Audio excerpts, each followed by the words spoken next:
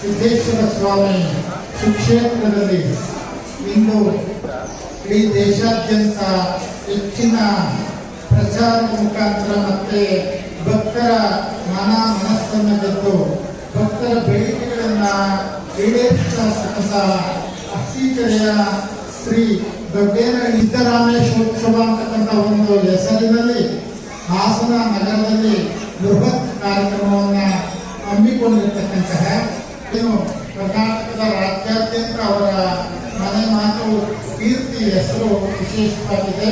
ಸಿದ್ದರಾಮೇಶ್ವರರು ಎಲ್ಲಿ ಪಾದ ಇಟ್ಟಿರ್ತಾರೆ ಅಲ್ಲಿ ಕಾಲ ಕಾಲಕ್ಕೆ ಮಳೆ ಬೆಳೆ ಸುಖ ಶಾಂತಿ ಸಮೃದ್ಧಿ ನೆಲೆಸಿದ್ದುಂಟು.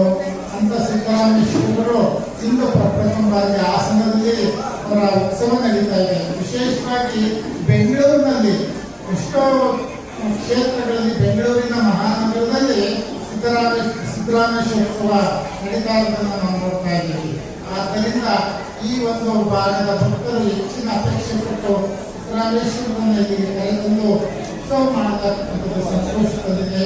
ಈ ಕಾರ್ಯಕ್ರಮದಲ್ಲಿ ದೊಡ್ಡೇನಹಳ್ಳಿಯ ನಮ್ಮ ಎಲ್ಲ ಸದ್ಭಕ್ತರು, ಸುತ್ತಮುತ್ತಲ ಗ್ರಾಮಸ್ಥರು, ಹಾಸನ ಜಿಲ್ಲೆಯ ಸದ್ಭಕ್ತರು ಎಲ್ಲರೂ ಭಾಗವಹಿಸಿದ್ದೀರಾ.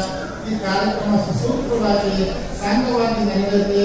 ವಿಶೇಷವಾಗಿ ಸಿಂಹಾಸನಪುರಿಯಿಂದ ಏನು ಹಾಸನಕ್ಕೆ ಹೆಸರಿದೆ, ಈ ಕ್ಷೇತ್ರದ ದಾಖಲಾಗಿರ್ತಕ್ಕಂಥ ಸಿದ್ದೇಶ್ವರರು ಮತ್ತು ಹಾಸನಾಂಬೆಯ ಸನ್ನಿಧಿಯಲ್ಲಿ ಸಂತೋಷ ತಂದಿದೆ.